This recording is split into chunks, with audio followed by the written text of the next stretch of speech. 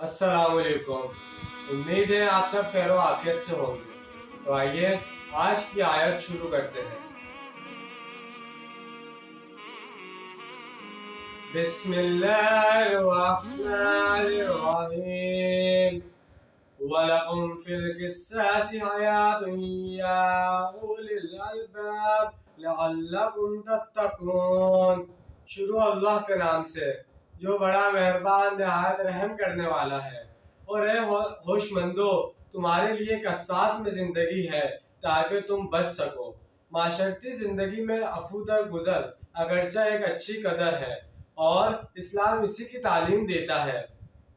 और अगर तुम माफ कर दिया करो और चशम पोशी से काम लो और बख्श दिया करो तो बेशक अल्लाह भी बख्शने वाला रहम करने वाला है। लेकिन कत्ल के मकदमात में सहल अंगारी और चशम पोशी को कसास की राह में हाइल नहीं होने देना चाहिए, बल्कि शिद्दत के साथ पैरवी होनी चाहिए ताकि इससे आगे कत्ल का सिलसिला बंद हो। आयत के आखिर में फरमाया लअल्लकुम तत्तकून, यानी अल्लाह की हदूद की खिलाफ वर्जी और इस एक दूसरे पर जुल्म तअद्दी से बचो।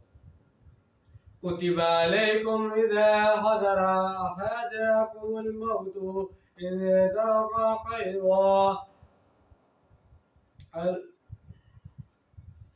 वसियतु लिलवालिदैनि वल अक़रबैनि बिल मअरूफ हक़्क़न अलल मुत्तक़ीन। जब तुम में से किसी की मौत का वक्त आज पहुंचे और वो कुछ माल छोड़ रहा हो तो तुम पर फर्ज कर दिया गया है वालिदैन और रिश्तेदारों के हक में इंसाफ के साथ वसीयत करना, और अल्लाह ताला का तकवा रखने वालों पर ये हक है। अभी कानून वरासत नाजिल नहीं हुआ था। इस ज़माने में ये इब्तदाई कदम उठाया गया जिसमें वरासत की तकसीम इस तरह होती थी जैसे आज भी हिंदुओं में होती है कि मरने वाले की सारी जायदाद का मालिक बड़ा बेटा बन जाता था। इसकी बीवी बेटियां हत्ता के दूसरे बेटे भी वारसत से महरूम रहते। चुनाचा यहाँ वारसत के बारे में पहला हुक्म दिया गया कि मरने वाला वालिदैन और कुर्बा के दरमियान में वसीयत कर जाए ताकि इनके हकूक का तहफ़्फ़ुज़ हो सके। फिर जब सूरह निसा में पूरा कानून वारसत आ गया तो अब ये आयत मनसूख शुमार होती है।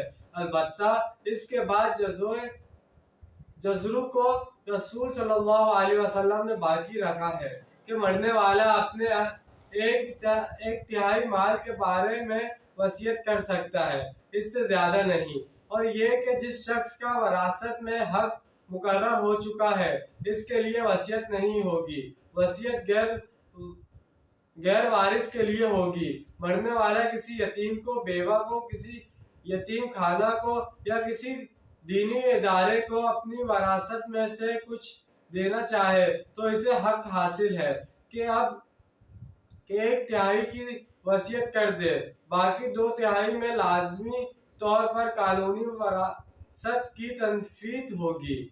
इन पर वाजिब और ज़रूरी है कि वो वसीयत कर जाए कि हमारे वालिदैन को ये मिल जाए, फला रिश्तेदार को ये मिल जाए, बाकी जो भी वर्षा है इनके हिस्से में ये आ जाए।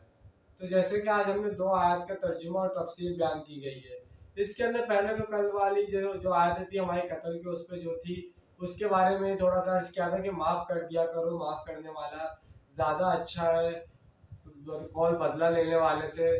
तो इसी तरह दूसरी आयत जो है उसके अंदर नई बात बताई गई है। उसके अंदर ये बात बताई गई है कि किसी का भी इंतकाल होने वाला होता है तो वो अपनी जितनी भी माल पूंजी होती है वो सब अपने अजीज और कारिब, अपने जो औलाद हैं, इन सब के हिस्सों में वो जायदाद लिख दे ताकि उसके मरने के बाद उसके पीछे लड़ाई झगड़े ना हो आपस में, भाई भाई से ना लड़े, भाई बहन से ना लड़े, इन सब के आपस में रिश्ते जो हैं वो रिश्ते खराब ना हो। तो इंशाल्लाह आज की वीडियो आपको पसंद आई होगी। मिलते हैं अगली वीडियो में। अपना ढेर सारा ख्याल रखिएगा। जब तक के लिए अल्लाह हाफिज, फी अमान अल्लाह।